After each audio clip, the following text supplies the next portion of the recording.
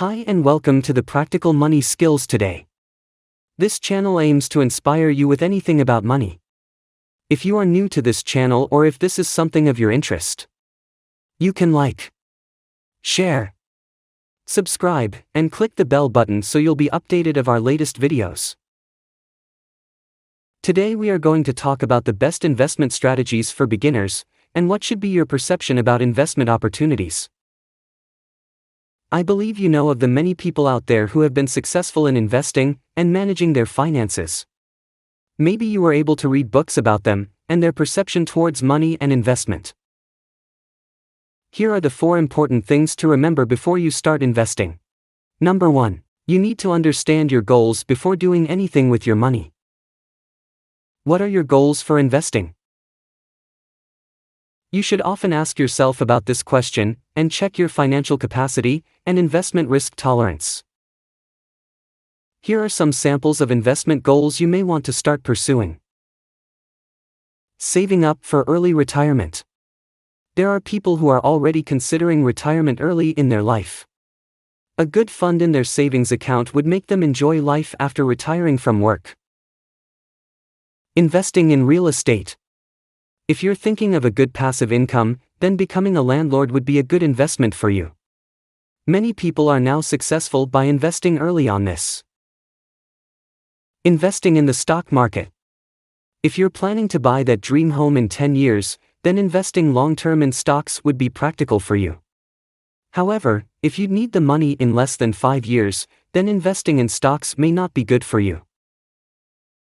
There are still a lot of ways. The good news is, investing your money is a personal decision, so whatever financial goal you set for yourself is just right for you. Number 2.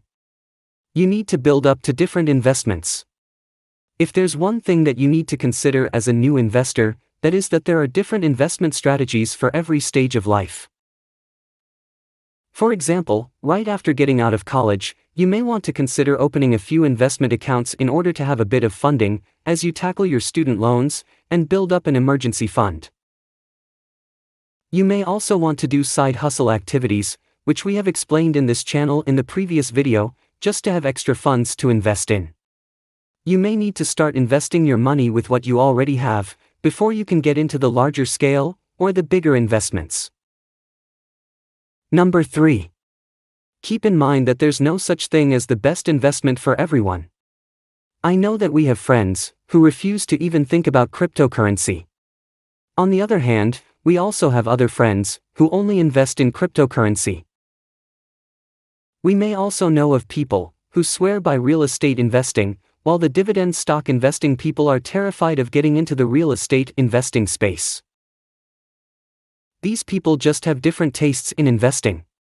It's important to remember that there's no such thing as a one-size-fits-all solution, since there are a lot of different investment strategies and opportunities. You may discover that there are investing strategies that work well for you, but it's not true to your friend. For sure he has his own strategy in investing too. Again, it's important to remember that investing largely depends on one's financial capacity and his investment risk tolerance. Do you agree, or is there anything you need to share with the audience? Please comment them below. Number 4. Be patient as an investor. Warren Buffett has been famous for his quote about patience in investing. He said that the stock market is designed to transfer money from the active to the patient. This simply means that many beginner investors will lose money because they're too impatient or because they're looking to make a quick buck from investing. Patience is very important, not just in investing in stocks, but to everything you invest in. Remember that if you're just starting out in the investment world, make sure to consider your investment risk tolerance and what your financial goals are before committing your money to an investment. Some investments, like the high-yield savings accounts, allow for quick access to money if emergencies come up. Meanwhile, stocks should probably be part of a long-term investment plan instead.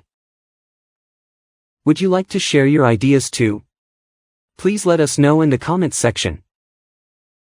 If you got something from the video, remember to like, share, and subscribe to our channel.